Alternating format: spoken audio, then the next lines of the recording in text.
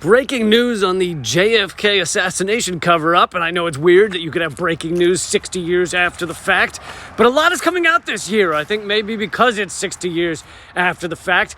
And the most recent thing is that, according to Rolling Stone and a new documentary that has just come out, the doctors at Parkland Hospital, which is where JFK was taken immediately after being shot, the doctors have decided to finally speak and come forward, and many people don't know that the first press conference that was held after JFK was shot, the head of surgery said that there was an entrance wound on his neck, meaning he was also shot from the front.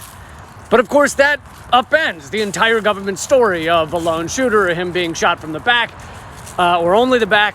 So after that press conference, it was never mentioned really again. There's no discussion of there being an entrance wound on his neck. They said, oh, that's just the opening from the tracheotomy, or that's an exit wound, but never again is it talked about. However, in this new documentary, the doctors, 7 of them, have come forward, and one of them says that immediately after that press conference where the head of surgery said there was an entrance wound in JFK's throat, he was approached by someone in the Secret Service who basically said to him, that is the last you will ever mention the entrance wound on JFK's throat if you know what's good for you.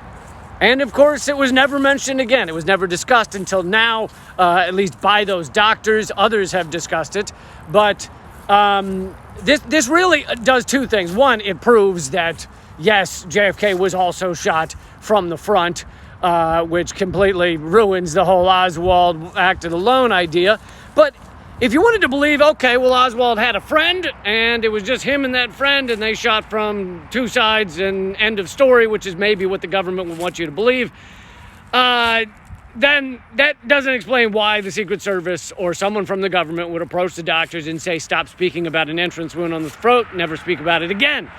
And in fact, because it was so soon after JFK had been shot, it means that the cover-up had to start immediately, meaning it couldn't just be negligence. It couldn't just be that the government was like, we fucked up and we don't want people to find out about it. We allowed this to happen and we want it to be a secret.